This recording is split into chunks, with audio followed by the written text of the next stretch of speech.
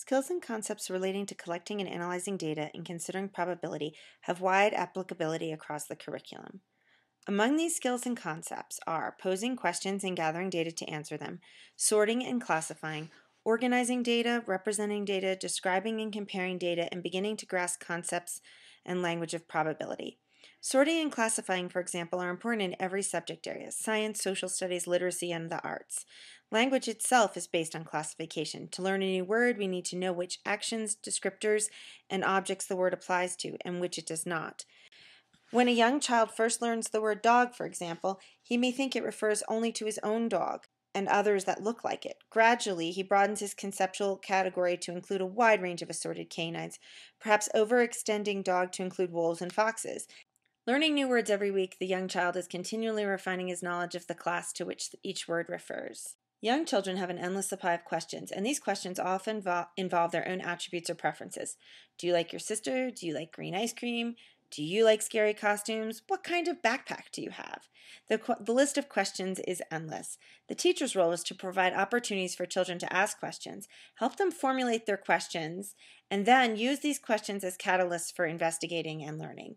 Among the possible directions a teacher may go with such queries is to engage children in data analysis experiences that can help children answer their own questions.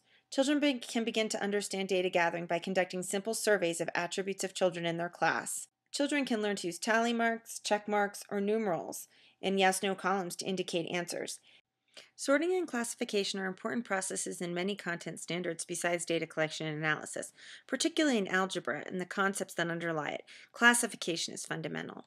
The usual developmental sequence for sorting can be seen in young children's spontaneous behaviors. We know that first a child separates objects from a pile or collection because they share a common attribute. For instance, they're all blue or fuzzy or round. Sometimes children can verbalize the reason for this selection. Oftentimes they cannot. At the second level, children are able to sort an entire collection of objects consistently by one attribute. At the third level, they're able to sort a collection of objects by more than one attribute, such as color and size, or shape and function. As children are approaching this level, they often show confusion when another child uses a sorting rule that's different from his or her own. The highest level of classification reached by young children is to be able to state the rule that accounts for a grouping, even when someone else has done the classifying. To do this, the child must perceive one or more common attributes of all objects in a group, and also determine that the attribute is not shared by objects outside the group. To help children develop basic sorting and classifying skills, materials with easily identifiable characteristics are preferable. For example, there are many types of counters commercially available, such as dinosaurs, frogs, bug counters. These can be excellent sorting materials if they have more than one attribute, different sizes, shapes, and colors, and the attributes are easily identified. Children move forward in classification when they encounter challenges and questions, such as the teacher asking, "Can you sort these in another way?" There are many methods for organizing data, and a number of these may be explored by young children. In an effort to help children be successful, some teachers determine the way the data will be organized. Visual displays of data are actually direct extensions of sorting and classifying.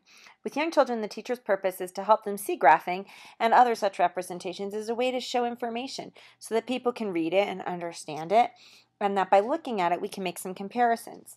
When kids begin to classify information and organize their data, it's best to use concrete objects as a first step to show the representations. Children can use their names or pictures to answer yes-no questions and place those concrete representations in a column for yes or no, making the data really visible and sorting it clearly. Representations of data can also be made with pictures depicting individuals' choices of answers.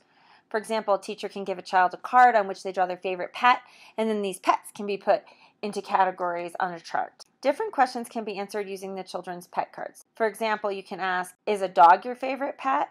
As young children work with organizing and representing data, they often reveal their misconceptions.